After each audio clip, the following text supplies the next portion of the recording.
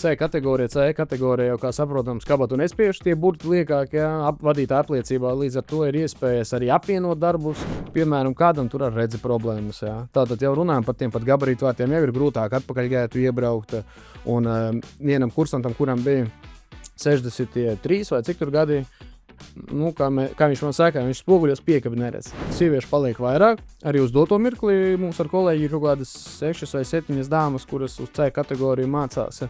Nav nekas tāds, jo mašīnas attīstās, paliek modernāks, līdz ar to stūrēt mašīnu, tur arī kravinieku nav nekādu problēmu sievietēm.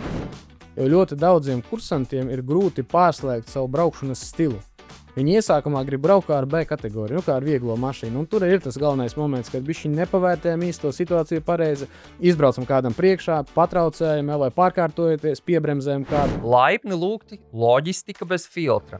Vervo sarunu ciklā, kur mēs atklājam loģistiku tādu, kāda tā patiesībā ir. Vervo kopš 2008. gada nodrošina starptautiskos un vietējos kravu pārvadājumus ar pilnu servisu. Bet šeit mēs rādām to, kas parasti paliek aizkadros – cilvēkus, viņu lēmumus un izaicinājumus. Pirmais Latvijas loģistikas podcasts, kurā cilvēki un stāsti ir svarīgāki par cipariem. Laipni lūgti loģistika bez filtra. Esiet sveicināti, šis ir Vervo sarunu cikls Loģistika bez filtra, kurā mēs runājam par loģistikas nozares dažādām aizkulisēm un aspektiem, kur parasti paliek ārpus kadra. Šodien mēs runāsim par fūristiem, bet mazliet no cita aspekta. Iepriekšējās epizodēs mēs jau tikāmies ar fūristu Kārli, ar kuru bija tiešām ļoti interesants saruna, bet tagad parunāsim par jauno fūristu sagatavošanu, jo kravu paliek aizvien vairāk, savukārt fūristu, diemžēl, aizvien mazāk. Tādēļ šodien mūsu sarunas biedrs un viesis ir Agris no autoskolas Einsteins. Sveiks, Agri! Jā, labadiena! Un par fūristiem, tātad mēs zinām, ka fūristiem ir šīs kategorijas C un CE, varbūt tiem, kas jau zina, var atgādināt, bet tiem, kas varbūt vēl nezina, paskaidros, var ieskicēt to atšķirības ar šīm kategorijām un ko tad īsti tas nozīmē, ja tev ir šī kategorija.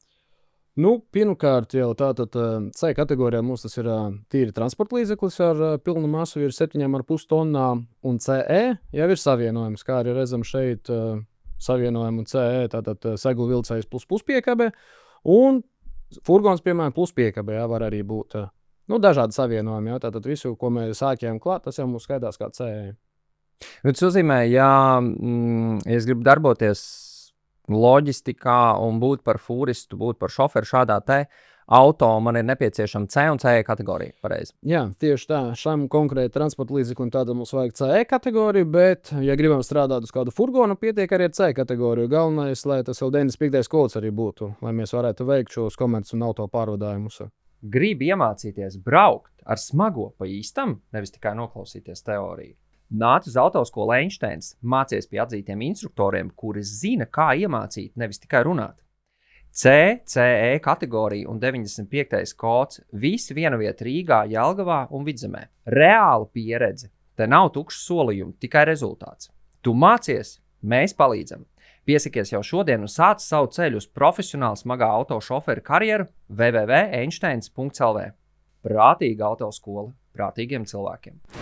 Kā šobrīd ir, cik populārs ir šīs kategorijas vispār cilvēku vidū un kā tu redzi, cik daudz nāk iegūt izglītību šajās kategorijās? Sākot no kaut kāda 2021. gada, manuprāt, tā tendence ir uzlabojusies.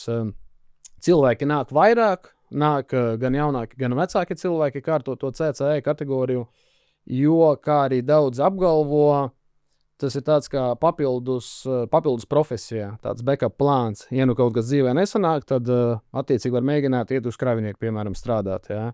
Un nāk tātad uz šo kategoriju gan jaunāki, gan vecāki cilvēki, jebkurā gadījumā, un veidot tātad sev papildus tādu kā profesiju, lai būtu darba iespējas darba tirgu. Tad ar domu, ka cilvēks var darīt arī kaut ko citu paralēli. Vai Jā. Cilvēki darījuši ir iepriekš kaut ko citu?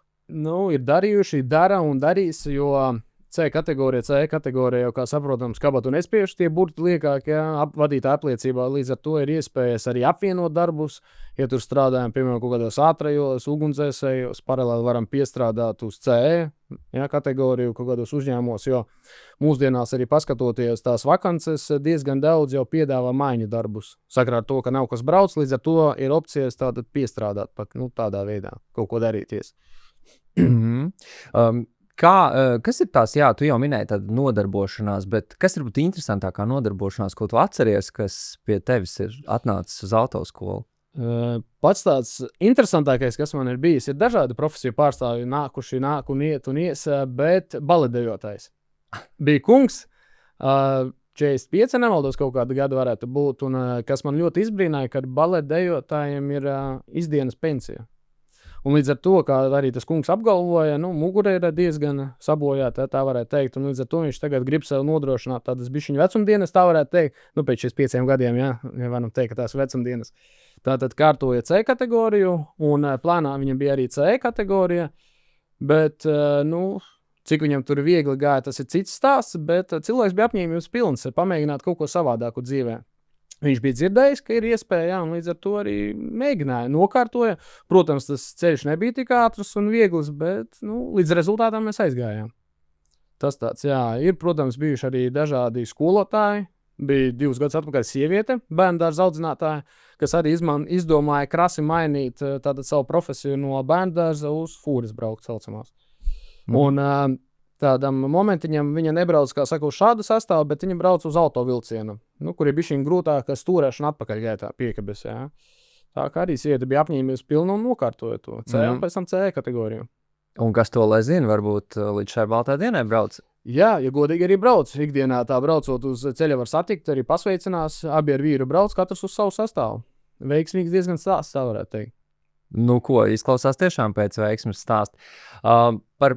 Mēs jau pieskārāmies tai paudžu maiņai kopumā šajā nozarē, jo mēs zinām tātad, kā vidējais vecums, piemēram, Vervo uzņēmumā ir 56 gadi fūristam vidējais, un nevarētu teikt, ka tas ir ļoti, ļoti jauns, vai ne? Kāda ir tā tendence šobrīd, kā tu redzi, vai arī jaunieši nāk, vai šī profesija, ko jaunieši arī vēlas, vai tomēr vairāk tas ir stāsts, kā tu minēji par to, iespējams, es esmu darījis kaut ko citu, iespējams, strādājis skolā, baletā, es nezinu, kur vēl, un tagad es nāku iegūt varbūt papildus kaut kādu darbu, varbūt kaut ko pamainīt. Lielākā tendence ir 30 līdz 40 gadi, ko es redzu, kas pie manis nāk braukt, tie cilvēki, kursanti, tātad 30 līdz 40 gadi ir tas īpatsvars. Un tad, protams, ir tādi jaunāki, sākot no 21 gada, tad, kad var iegūt to C kategoriju pašu pamatu. Un man vecākais arī bijis kaut kādi 63 gadi kursants. Bet jā, tas īpatsvars ir 30 līdz 40. Un arī tieši tāpat cilvēks ir kaut ko pastrādājis iepriekš un tagad kaut ko grib mainīt savā dzīvē. Bet, ja mēs tā statistiski skatāmies, tad no kādiem 10 kursantiem, reāli varbūt 5 ir gatavi strādāt, iet uzreiz. Un tad ir tādi, kuriem varbūt arī nesanāk kaut kas, ja tā apmācībā, jo, kā jau saprotam, ne visiem varbūt ir lemts vadīt mašīnu, ja, un tas būtu, diemžēl, jāsaprot, lai cik tas nebūtu, kā teikt, negatīvi varbūt runāts, bet tas ir jāsaprot. Un tad ir tādi kursanti arī, kuriem jau ir kāds darbs, tātad tiek atsūtīti no darba, piemēram, papildināt kādu kategoriju, strādā uz B kategorijas buseņu un atnāk jau uz C furgonu strādāt. Vai atkal strādā jau uz furgonu un atnāk uz CE kategoriju nokārtot. Tātad ir firmas, kas arī nāk pretī saviem darbiniekiem un kas, manuprāt, ir arī ļoti labs tāds dzinulis, varētu teikt, kas dod iespēju paplašināt savu darba to stāžu spektru, ja, un tātad jau kaut ko nopietnāku darīt drusciņu, augstāku kategoriju. Kā ir ar pavisam jauniem kolēģiem? Es domāju, piemēram, 18 gadnieki arī nāk pie tevis mācīties? Nē, kā jau teicu, C kategoriju mēs varam no 21 gada iegūt. Līdz ar to tātad no 21 gadīgi tikai sāk šeit mācības. Cits stāsts, ja cilvēks ir dienestā, ja, tad var no 19 gadiem, bet tur ir bišķiņ cits, kā saka, stāsts, un līdz ar to par to mēs te baigi nerunāsim. Bet tātad no 21 gada, jā, kas nāk. Un kursanti jau ir dažādi. Cits atnāk drošāks, citam ir grūtāk to visu, kā saka, sagramot, un vēl tādas bailītes tomēr, ja tikot ir B kategorija kārtota, vēl nav tas darba stāžs, braukšanas stāžs, un līdz ar to ir grūtāk nedaudz sākt to apmācības procesu. Nu jā, jo droši vien vispirms vispār jāsaprot, jānorentējās uz ceļa kā tāda. Jā, tieši tā, jo nevar uzreiz lekt, kā teikt, no vieglā uz kravinieku un uzskatīt, ka viss būs kārtībā. Jā, tur jau, tomēr citi gabarīti, cits garums, platums un daudziem jau iedod šoku tas, kad sēžam augstāk daudzreiz. Nav tāpat kā vieglā, kad mēs vienā horizontā visu redzam, jā, tur tomēr drusciņi ir augstāk un līdz ar to tas jau iedod tādu baiļu faktoru. Labāks skats? Skats ir labāks, jā, bet līdz ar to labākam skatam arī veidojas tā, ka ir grūtāk visu pārējo ieraudzīt uz sāniem, kas notiek. Jā, pusē mums veidojas diezgan nepārredzams viss kaut kas. Nepieciešams arī labāks prasmes attiecīgi. Prasmes labāks, jā, un galvenais jau nebaidīties. Galvenais ir nebaidīties. Ļoti labi, par šo mēs vēl arī parunāsim, bet tomēr gribētos mazliet paturpināt to dažādo vecumu cilvēku, tā kā raksturojumu, respektīvi, tā kā nāk dažādu vecumu cilvēku mācīties. Vai tu esi novērojis kaut ko, ka kādos vecumos cilvēki atšķirīgi, piemēram, mācās vai pieiet lietām? Skaidrs, ka cilvēki kopumā ir dažādi, kā jau tu minēji, bet vai ir kaut kas, ko tu varētu noraksturot jauniešiem, piemēram, vairāk raksturīgs šis, domājot tieši par fūristu apmācībām, un, piemēram, tur vidēji paudzēji tas, un varbūt kāds nāk arī senioru vecumā mācīties, un viņiem savukārt ir kaut kādi citi izaicinājumi vai raksturojums. Jā, ja mēs sāksim tā no jaunākiem kursantiem, tad parasti varbūt problēmas ir ar tādu koncentrēšanās spējām, jo vismaz tā redzot, liekas, ka pacietības trūksta. Jo atnāk un ļoti, cilvēks uzskata, ka visu prot, jā, mācīties īsti tur varbūt negrib, jā, un tas veido tādu momentu, kad, bišķiņi ir jāpārkāp kaut kādiem saviem, principiem, jā, un jāmācās. Kaut, protams, to visu var skatīties arī dažādās vecuma grupās, jo, katrs jau mēs esam savādāks. Un, ja mēs skatāmies atkal otrā galējībā, jā, tātad tie, kas nāk jau, piemēram, 50 plus kursanti, jā, kungi jau gados, viņiem ir atkal, piemēram, kādam tur ar redzi problēmas, jā. Tātad jau runājam par tiem pat gabarītu vārtiem, jau ir grūtāk atpakaļgaitu iebraukt, un vienam kursantam, kuram bija 63 vai cik tur gadi, kā viņš man saka, viņš spoguļos piekabi neredz. Es viņam saku, kā es varu iemācīt kaut ko, ja tu reāli neredz vairāk, kas tur notiek uz aizmuguri. Tā arī, nezinu, mums tas stāsts ar viņu beidzās, viņš tur nomainīja pilsētas, jo Rīga viņam bija bišķi pa grūtu priekš braukšanas, viņš aizgāja pie kolēģi uz Valmieru, līdz ar to arī, nezinu, vai nokārto vai ne, bet bija arī tāds veiksmas tāds pagājuši, kad arī 62 gadi bija kursants, iesākumā iesāka C pie kolēģa, pēc tam pie manis CE, un abas kategorijas ar reizi un Rīgā nokārtoja. Ja? Tas arī diezgan, kā saka, augsta latiņa priekš Rīgas satiksmes un tādā vecumā. Un viņš bija no tiem kursantiem, kur vēl vajadzēja, kā saka, bišķiņ piebremzēt. Viņš bija tāds seniors, kā saka, aktīvs, ja? Kuru vajadzēja bišķiņ piebremzēt tas laikā. Jāpātīk viņam tur ātrums un vēl viss pārējais.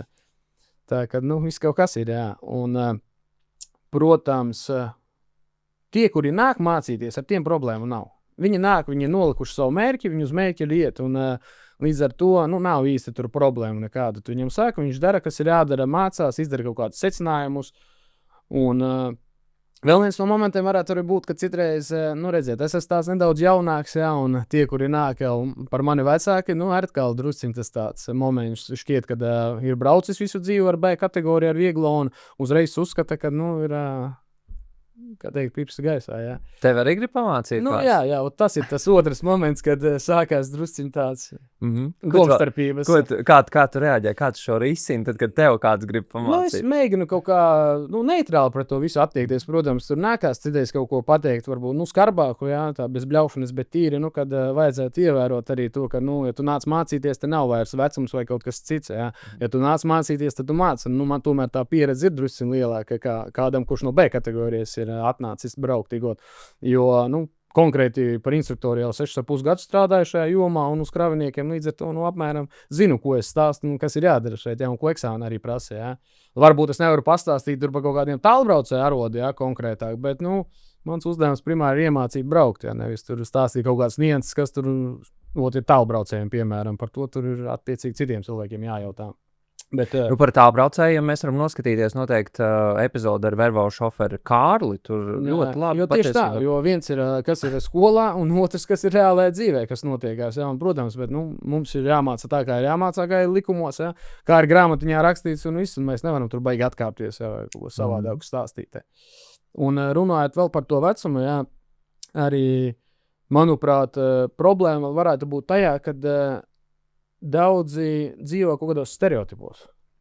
Tātad ir saklausījušies no draugiem paziņām, ja, ka tur viss ir slikti, tā varētu teikt. Ja. Un, kas vienam ir slikti, citam var būt labi. Ja, un, ar to ir jāmēģina piedomāt, ja, izbraukt, paskatīties, pastrādāt. Nepatīk, ja, bet tā, ka nenākt strādāt tikai tāpēc, ka kāds ir teicis vai kāds kaut ko ir rakstījis, tas ir diezgan aplamitā. Ja. Tas ir viens moments, ko es dzirdu no apkārtējiem cilvēkiem, ja, arī no saviem paziņām, kas, piemēram, negrib to C vai CE kategoriju kārtot. Tas ir viens, un otrs varbūt tās izmaksas. Izmaksas arī nav tās tādas, mazākās, tā varētu teikt, ja. Līdz ar to tas ir viens no momentiem, kāpēc tie cilvēki neizvēlās to CCE kategoriju kārtot, jo daudzi arī jaunie cilvēki, tie, kas nāk, viņiem atkal firmas maksā. Tad ir atkal bišķiņ savādāk, ir iespēja, teiksim tā, pa brīvu velti dabūt to kategoriju. Bet atkal, kā saka, šajā sistēmā skatāmies no otrās puses, atkal tā attieksme ir savādāk, ka tiklīdz par tevi kāds maksā, tu atkal esi drusciņ tāds vieglprātīgāks. Ja? Ja tu maksā pats par katru nodarbību, tad tu bišķiņ nopienāk pret to visu situāciju attiecies. Tas tā, tur var diskutēt par šo jautājumu. Bet galvenais jau pašam cilvēkam, lai ir mērķis, un tad jau problēma nav. Ne tos eksāmenus nokārtot, ne arī iemācīties braukt. Bet, restīvi, C un C kategorija būtībā ir jebkurā vecumā apgūstama. Jā, tieši tā, ja godīgi, tur nekādu problēmu nav. Jebkurā vecumā, jebkurā dzimumā, un galvenais jau tikai nākt un mācīties. Tas arī ir viss. Kāda šobrīd ir tendence, cik daudz kursantu ir sieviešu? Tendence sāk uzlaboties, ja tā varētu teikt, sieviešu paliek vairāk. Arī uz doto mirkli mums ar kolēģi ir kaut kādas 6 vai 7 dāmas, kuras uz C kategoriju mācās. Un tas nav nekas tāds vairāk. Ja varbūt gadus 10, 15 atpakaļ ir šķita, ka kaut kas tāds nereāls, bet tagad tā ir, teiksim, kā norma, pat tā varētu teikt. Ja. Nav nekas tāds, jo mašīnas attīstās, paliek modernākas, līdz ar to stūrēt mašīnu, tur arī kravinieku nav nekādu problēmu sievietēm. Jo arī manā praksē konkrēti bija meitene, 21 vai 22 gadi, viņa nokārtoja CR kodu un pēc pāris mēnešiem ir CE. Tikai viņas gadījumā uz doto mirkli viņa ir sastapusies ar tādu problēmu, ka viņu negrib ņemt firmas strādā. Vai tas ir tāpēc, ka viņa ir meitene jauna, vai kāds ir tas iemesls, jo nezinu, bet ir sūtījusi vairāk CV arī, uzturam ar viņu kontaktus nedaudz un arī, teiksim, žēlojās, ka reāli darbā viņa netiek. Jo iesākumā kārtoja to C kategoriju priekš dienesta profesionālā un aizgāja no dienesta un gribēja iet pastrādāt uz kravinieku un viņu neņem reāli. Nezinu, kāpēc tā. Vai tur atkal firmas dzīvo kaut kādās stereotipos, kad, jauns cilvēks un vēl meitene, ja, kad negrib ņemt, jo, nedod iespēju, kā teikt, izpausties. Jo realitāte bija tā, ka tā meitene brauca labā par dažu labu džeku. Tā, kad, visu cieņu. Tā tad dāmas arī var? Jā, tieši tā. Kā jau minēju, visur ir tikai vienīgs motivācija, mērķis un viss, tur nekāda problēma. Ir, protams, arī citreiz tā bēdīgā beidzās mums tie stāsti, ka, labākajā gadījumā tiekam līdz eksāmenam, labākajā gadījumā varbūt pāris braukšanas, un tomēr cilvēks saprot, ka, nav. Tas nav viņa, ja, un nav jēgas arī tālāk tur kaut ko darīt, ja tiešām ir grūti, ja, un nevar pārkāpt savām pirmkārt jau bailēm, tad varbūt nevajag vienkārši un viss. Tu minēji arī ļoti svarīgs finansiālais aspekts, cik maksā, teiksim, nokārtot, tā kā no A līdz Z nokārtot, tad C un CE kategorija. Manuprāt, tas tāds vidējs rādītājs varētu būt kaut kas ap 2000 eiro. Uz doto mirkli. Un tas, ja tā viss normāli veicās, ar reizi kārtojam eksāmenu uz tās braukšanas, ja minimālajiem pietiek, tad kaut kur līdz 2000 varētu iekļauties. Protams, cenas aug, nekas nepaliek lētāks. Ja, ja es pats personīgi kārtoju kategorijas 16. gadā, tad man viņas varbūt izmaksāja, 1200, piemēram, ja, par abām. Tad tagad tas cipars gājas uz augšu. Ja. Un Tas arī ir varbūt arī viens no momentiem, kāpēc jaunie negrib nākt braukt. Bet tad ir atkal varbūt no firmu skatu punkta jāpiedāvā iespējas, kad finansējam un dabūjam sev šoferi, normāli, piemēram. Tas tāds, manuprāt, skatījums, kad varētu firmas kaut kā nākt nedaudz pretī tiem, kas tiešām izrāda interesi, kas grib nākt strādāt. Ka tas būtu arī viens no tādiem veidiem, kā varbūt to paudzes maiņu sagatavot, vai ne? Lai mums nav tā, ka tas vidējais vecums ir tāds jau pieredzējis. Un varbūt arī strādātu, nevis akcijas, bet atvērto durvju dienas, piemēram, lielākas firmas varētu sniegt kaut kādus tur ieskatus savā darbībā, tur aicināt varbūt kādus cilvēkus, uz pārrunām, kas tiešām grib un sponsorēt to kategoriju, un tad varbūt arī nāktu tie jaunie. Jo nav jau gluži tā, ka nenāk, piemēram, bet saku, tas atalgojums varbūt ir viens no tiem. Otrs stereotipi, un treškārt atkal citiem, kuriem brauc tēvi, vectēvi, viņi jau tajā visā ir iekšā, un ir tādi čaļi, kas kā paliek 21, viņš nāk CCE kārto un uzreiz vienkārši brauc tālbraucēju, pat nemēģina nemaz te uz vietas Latvijā, bet jau brauc uz ārzemēm, Eiropu, Skandināviju, un jau uzreiz uz lielās mašīnas. Fūristi paudzēs.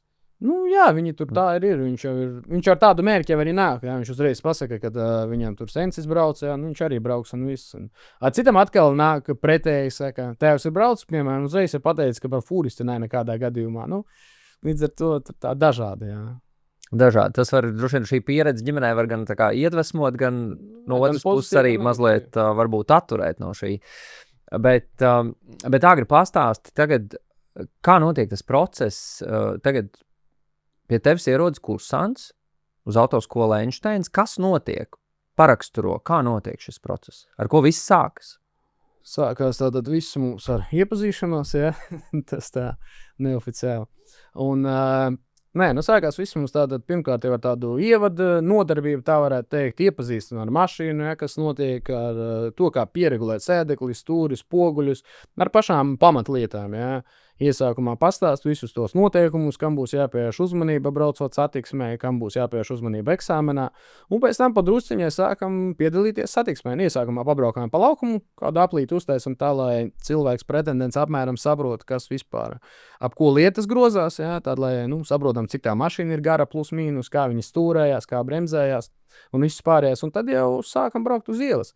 Iesākumā braucam tādus taisnākus gabalus, kamēr kursants sāk saprast, kas notiek ar mašīnu, kā viņi uzvedās uz ceļa. Un pēc tam jau ar katru nodarbību sākam sarežģīt šīs, krustojumu lietas, apgriešanās vietas, vispārējo tātad liekam klāt, tā, lai kursants jau saprot lietas nopietnību. Protams, dažiem kursantiem arī atpakaļgaita sagādā problēmas, Viens ir braukt uz priekšu, otrs braukt atpakaļgaitā, tad to arī cīnamies. Ir bijuši arī gadījumi, kad tieši viens no faktoriem, kāpēc nevar eksāmenu, piemēram, nokārtot ar atpakaļgaita.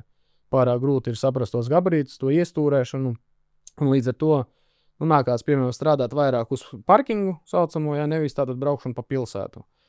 Un vēl arī ir problēma, un tas arī dažādos vecumos varētu teikt, ir tas 95. kods. Tātad gan to testu nevar nokārtot, gan tehniskos jautājumus, kurus uzdot pirms braukšanas eksāmenā. Jo tie, kas tagad kārto to C kategoriju, viņiem viņi jākārto arī ar 95. kodu. Līdz ar to sanāk, kad arī tas ir viens no momentiem, kāpēc varbūt tas mācību process izstiepjas ilgāk, kad nevar iemācīties, un tātad tiešām ir labs braucējs, bet to 95. kodu nevar iemācīties, tik veiksmīgi. Tas ir viens arī no momentiem. Un tad jau tālāk pēc veiksmīga eksāmena nokārtošanas C ar kodu, parasti aicinu viņus uz C uzreiz arī, nestiep gumiju garumā lieki un uzreiz nākt arī CE kārtot. Tā, lai kamēr iemaņas ir svaigas, lai uzreiz arī varam izbraukt un kārtot arī CE eksāmenu. Un priekš CE kategorijas tur arī tātad galvenais mums ir atpakaļgaita, un tā braukšana pilsētā jau tur nav tik smagnēja. Tā lūk. Viss ir izdarāms, bet tev tagad atnāk, piemēram, kursants, un viņš tagad viss pastāstā baigi forši, tur sēdekli pieregulēju, pa laukumu pabraucu, bet ir kaut kāds brīdis, mums visiem kaut kāds brīdis, kad domā bāc, bet vai šitas ir priekš manis, es varbūt te nevaru. Ko tu parasti saki vai kā tu motivē šādos gadījumos cilvēkus nepamest pusceļā? Jā, mēģinu vienkārši, teiksim, tā uzmundrināt, jo es jau vispār strādāju ar tiem kursantiem, teiksim, es viņus uztveru kā savus čomus, tā varētu teikt, jo, es nemēģinu būt tur pārāks par kādu, jā, un noniecināt kādu. Protams, gadās momenti, ka, citreiz manām nervustīgām paspēlē, jā, bet, es mēģinu tā vienkārši ignorēt to visu. Bet tā, mēģinam strādāt, teiksim, kā komanda, jā, un, vienkārši, lai kursants nejustu, kad uz viņu tiek izdarīts kāds spiediens. Un līdz ar to tādā neitrālā gaisotnē mēs arī pa druskaini braucam, kļūdīties loģiski, kad kļūdās visi, jā, arī es neesmu nekāds pareizais braucējs, jā, bet tas, kad, mēģinu vienkārši, pielāgoties, kā saka, kursantiem, jā, tiem cilvēkiem, un lai tas apmācību process būtu pēc iespējas veiksmīgāks. Lai nebūtu tā, ka, piemēram, nepatika rodās, piemēram, instruktora dēļ. Varbūt cilvēks, jā, tiešām grib braukt, bet instruktors ir radījis tādu nepatiku, jā, kad, tas var arī uz dzīvi atspēlēties, jā. Dzirdēt visādi gadījumi, jā, kad, ja tu tur galīgi kādu noniecinās, var arī vispār tā vēlme pazust kā tāda uz tiesību kārtošanu. Tas pat nav tikai par C kategoriju, bet arī par to pat B, piemēram. Jo, ir jāprot, kā saka, tādā psiholoģiskā stāvoklī saprast, kā cilvēks uzvedās, ko viņš grib un dara. Jo arī, sākumā neiestarpināju, es pats esmu pedagogs. Es kādreiz skolā strādāju. Līdz ar to man tā pedagoģija, nav nekas svešs, un līdz ar to es saprotu, ko, kā saka, cilvēki grib, jā, un ko viņi grib dzirdēt, jā. Teiksim tā, medu, jā, ausīs lieta. Tad jau tu esi absolūti savā profesijā. Jā, tieši tā. Es kādreiz man, kad biju pirmā klasē, kad jautāja, par ko es gribētu kļūt, es atbildēju, ka par skolotāju. Un tā dzīve arī iegrozīja, jā. Pastrādāju 2 gadus skolā ar bērniem no 5. līdz 9. klasē, un pēc tam aizgāju par instruktoru strādāt. Līdz ar to man tas pedagoga darbs jau ir tāds, kas jau saistē pa dzīvi, jā, tas nav nekas tāds, malas paņemts. Te vienkārši tā sfēra drusciņ savādāk un priekš paša, kā saka, priekš paša sirds interesantākā, jā. Jo arī kravinieki, ir interesējuši, jā. Arī pats kādreiz pastrādāju, tur nepilnu gadu te pa Latviju pabraukāju, paskatījos, kā tas viss ir, tā tīri priekš pieredze. Tā lūk. Kas varbūt tu minēji, viena lieta ir atpakaļgaita, ir problemātiski, ir vēl kaut kāda, kas ir tie galvenie tādi klupšanas akmeņi, ko tu redzi kā instruktors, parasti pie kā ir jāpiestrādā visbiežāk? Tāds galvenais moments, un arī par ko eksāmenos viņi krīt, ja kārto, tad tā ir patraucēšana. Jo ļoti daudziem kursantiem ir grūti pārslēgt savu braukšanas stilu. Viņi iesākumā grib braukt kā ar B kategoriju, kā ar vieglo mašīnu. Un tur ir tas galvenais moments, kad bišķiņ nepavērtējam īsto situāciju pareizi, izbraucam kādam priekšā, patraucējam, vai pārkārtojoties, piebremzējam kādu, un līdz ar to arī veidojas tie momenti, kad eksāmeni ir grūtāk nokārtot. Jo Rīgā mums arī tā satiksme ir diezgan tāda intensīva. Visi brauc ātri, jā, tas arī veido tādu grūtāku eksāmenu nokārtošanu. Jo tas ir arī galvenais faktors, par ko eksāmenos, kad pajautā kursantiem, kāpēc nenokārtoja, tad tur izbrauc priekšā, tur kādu piebremzēja. Tālāk ir ceļazīmes, protams, tur cik kurš spēja ievērot, jā, un sekot līdzi.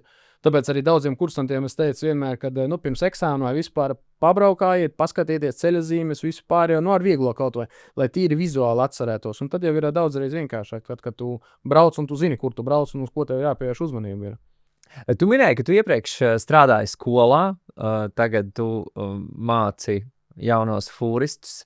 Kas tev pašam gandarījumu sagādā šajā darbā, kāpēc tu to dari? Man gandarījums jau primāri tas ir nokārtots eksāmens. Tas ir primārais, kas arī mana darba specifikā ir galvenais, jo mums arī tos procentus skatās, cik kursanti nokārto līdz ar to. Nevaram mēs baigi pavirši arī attiekties par to visu.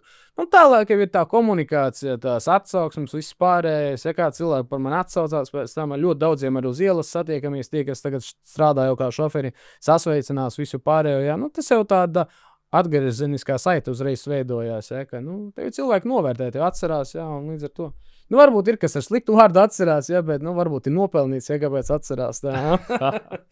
Jo, es saku, visi mēs varam būt balti un pūkaini, ja, bet, pārsvarā jau cilvēki ir apmierināti. Un tas ir, manuprāt, galvenais rādītājs, kāpēc arī nāk šeit pie mums mācīties. Jo, ja kādreiz, kad es sāku šeit strādāt, un mēs strādājām, piemēram, ar vienu kravinieku, tad tagad mēs jau 2 gadus atpakaļ bijām līdz 3 jau kraviniekiem izauguši. Ja. Mums tas pieprasījums bija tik pieaudzis, kad, cilvēki zina vienkārši, kur ir kvalitāte, kur ir attieksme pareizi, un tur arī nāk mācīties. Ja.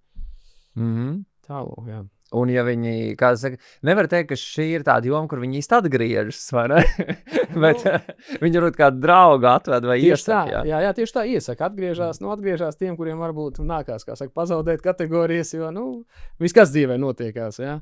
Ir bijušas arī epizodes, kad atnāk čalis kārtot C kategoriju, viņam vispār C1 vajag, priekš Hammera. Viņš grib nokļūt Hammeru, jā, kārtot to C kategoriju. Paiet kaut kāds 8 braukšanas, viņš man zvana, agri, atliekam uz pusgadu vai uz gadu braukšanas, kad tiesības noņēma par ātrumu. Un viss, un tā arī beidzās, kā saka. Un vienam čalim tas arī bija arguments, kāpēc viss no tā laikā pazuda, un jau vairākus gadus arī nav nemaz rādījies. Bet labā ziņa, laikam, šajā stāstā ir tā, ka vienmēr ir otra iespēja, taču, vai ne? Jā, protams. Laboties un atkal vēlreiz nākt, piemēram, pie tevis un mācīties. Jā, tieši tā. Un runājot par tiem ieteikumiem, jā, tad arī diezgan daudz nāk tā no ieteikumiem. Kāds draugs ir ieteicis mani konkrēti vai kolēģi, piemēram, un tad pie mums arī nāk viņu mācīties. Tad, tāpēc arī mēģinām maksimāli strādāt tā, godīgi un ar tādu pozitīvu pieskaņu tā, lai, nebūtu, kā saka, sliktu atsauksmi par mums. Kā tu redzi šīs profesijas nākotni? Tu kā skolotājs, tu kā instruktors? Es domāju, ka nevajadzētu tendencei pasliktināties, jo gan jau firmas arī sapratīs to, ka ir jānāk nedaudz pretī. Ja gribam labu šoferi, vajadzēs investēt. Ja? Un līdz ar to, ja veidosim kaut kādus atvērto durvju dienas, kaut kādus finansējumus piesaistīsim tiem jaunajiem šoferiem, lai viņi nāk, ja? Tad būsim sponsori, tā varētu daļai teikt. Tad es tā domāju, tām problēmām nevajadzētu būt. Jo arī no daudziem, ko es dzirdu, citreiz par to atalgojumu ir tā problēma. Ja? Kad, daudzi grib uzreiz tur zelta kalnus, ja? Un tas arī viens no momentiem, kāpēc varbūt ļoti neraujās uz šo profesiju. Ja? Bet redzot to, kāds ir pieprasījums pēc kategorijām, es nevaru teikt, ka ir slikti. Ja? Jo, piemēram, arī mēs strādājam gandrīz katru dienu no rīta līdz vakaram, ja līdz ar to pieprasījums ir diezgan liels. Vienīgi cits stāsts, cik viņi reāli iet strādāt pēc tam, jo, kā jau minēju, kaut kādi 5 no 10 kursantiem, piemēram, jau vai tur strādā kaut kur viņam to kategoriju vajag, un tādi, kas iet strādāt, grib tiešām varbūt ir 5 tikai. Ja? Varbūt tas ir viens arī no momentiem, uz kur jāskatās. Šis varētu būt interesanti, tas varētu tāds hobijs, vienkārši iegūt C un C kategoriju, tā, ja godīgi, savam priekam. Ir bijuši kursanti, kuri tā arī saka, bez jokiem, kad vienkārši sporta pēc. Cilvēks nokārto C, un viņš domā, labi, arī C nokārtošā. Vai viņam tur vajadzēs vai nē, tā arī saka, ka, vienkārši. Ir līdzekļi, un kāpēc nē, ja? Kaut ko jaunu pamācīties. Un ļoti daudziem tas iedod tādu momentu, kad atsvaidzina savas zināšanas teorētiskās. Jo daudziem tie, kas ir kārtojuši 30, 40 gadus atpakaļ to B kategoriju, viņiem, piemēram, tā uztvere par satiksmi ir bišķi savādāka. Viņi brauc tos 30, 40 gadus, un viņi uzskata, ka viņi pareizi brauc. Ja? Kaut realitātē ir drusku savādāk. To uzreiz var just, kad izbraucam uz ielu, ja? Un tur, kur mums ir laukums pie pirmā stopa jau tā neapstājās, ja? Noripina, ja? Un tad ar to jau sākās. Tas ir daudz, to uzskata par tādu momentu, kad var atkārtot tos noteikumus arī kārtot tālāk tās kategorijas. Jā, runājot par esošo krāvas vadītāju kultūru, braukšanas, kas ir varbūt tās problemātiskās lietas, ko tu šobrīd esi novērojis? Agresīvi varbūt. Paskatoties to, kā pa pilsētu brauc, tas manuprāt, tāds moments varētu. Labi, bet to es redzu kā instruktors, jau šo visu skatos. Tas ir ļoti labi, tu kā instruktors jau arī redzi, kā uz to skatīties. Realitātē, protams, tur visi teiks, ka ir braukšanas laiks un viss pārējais deg, bet, ir jāprot saplānot savu, kā saka, darba dienu, nevis tikai atsaukties uz to, ka tahogrāfs deg tur un ir jābrauc, un tad var ātrumu pārsniegt un taisīt brīnus sādus uz ceļiem, koplietošanas. Par to jau vairāk tāds stāsts. Es jau zinu tos furščikus saucamos, uz ko viņi atsaucās. Tur pārsniedz braukšanu. Labi, automu viņi nevar īsti pārsniegt. Viņam tas ierobežotais ir, tāpat viņš 90 tikai ir. Bet pa pilsētu, viņi tur lido normāli. Tur baidi, kā saka, maziņos ir sevišķi ar B kategoriju braucošos. Tas tāds. Es te arī klausies kavēju tagad mūsu sarunu, es tagad arī braukšu. Ātri. Piefiksēsim jūsu auto. Jā. Tā, Bet kopumā kā tu vērtē, vai šī braukšanas kultūra uzlabojas, vai tomēr mums vēl ir ļoti, ļoti daudz darba priekšā? Gribētos jau ticēt, ka uzlabojās, bet, nezinu, realitātē vismaz pilsētā paskatoties, es nevarētu tā teikt, ka kaut kas uzlabojās. Jo daudz jau saprot to, ka ceļu policijas klātbūtne uz ceļiem nav tik pietiekoša, jo ko gan dot tie radari mums, distances radari vispārējie, ja nav klātbūtnes. Pabrauc to metru, ja, normāli radaram garām un tālāk atkal sākās maukšana. Ja. Līdz ar to tas varbūt būtu, uz ko jāpievērš uzmanība. Bet, jā, runājot par tieši kravinieku šoferiem, tad, es domāju, to darba dienu vajadzētu plānot. Un tad nevajadzētu steigties. Ja. Protams, viņi jau teiks savādāk, jau zina. Nav jau nekas jauns. Ja. Nē, bet ja viss ir labi saplānots un ja viss ir labi izdarīts, kāpēc gan ne? Tieši tā var arī normāli ievērot tos noteikumus. Nav jau tur tik drastiski tas viss. Ko, Agri, man liekas, ļoti interesanta saruna mums izdevās. Varbūt tev vēl arī kā autoskolas Einsteins instruktoram ir kaut kas nobeigumā vēl sakāms vai pieminams. Droši. Ko es varu ieteikt? Galvenais tātad nebaidīties. Ja? Nākt, mācīties, darīt, iet strādāt, ja? Un pierādīt sevi darba tirgu. Galvenais ir atrast, kā teikt, pareizo instruktoru, kas mācīs, ja? Un tad jau problēmām nevajadzētu būt. Un tā kravas transporta līdzekļa vadīšana iepatiksies, un tad jau arī nebūs nekāda problēma iet tur strādāt, ja, un kaut vai piestrādāt, ja, vismaz kaut ko nedaudz darīt tātad lietas labā, lai kustinātu tās kravas uz priekšu, ja. Līdz ar to, es tā domāju, problēmām nākotnē nevajadzētu būt. Vismaz mans pagaidām tāds viedoklis, skatījums, kad, ja turpināsies tas kursam pieplūdums, kāds ir tagad, tad es tā domāju, būs kas nākotnē ved kravas, un tas ir galvenais. Un tas ir galvenais, un arī, kā tu pats minēji, galvenais ir arī atrast pareizo instruktoru. Un, Agri, liels tev paldies par sarunu. Tieši kā tu minēji, ļoti svarīgi ir atrast pareizo instruktoru. Tā kā es esmu pārliecināts, ka tie, kas skatās un klausās šo podcastu, jau vienu instruktoru ir piefiksējuši, un tas noteikti ir Agris no autoskolas Einsteins. Un, skatieties arī nākamās epizodes, un mēs turpināsim atklāt dažādas interesantas lietas. Un tēmas, kas skar loģistikas nozares aizkulises. Vislabāk!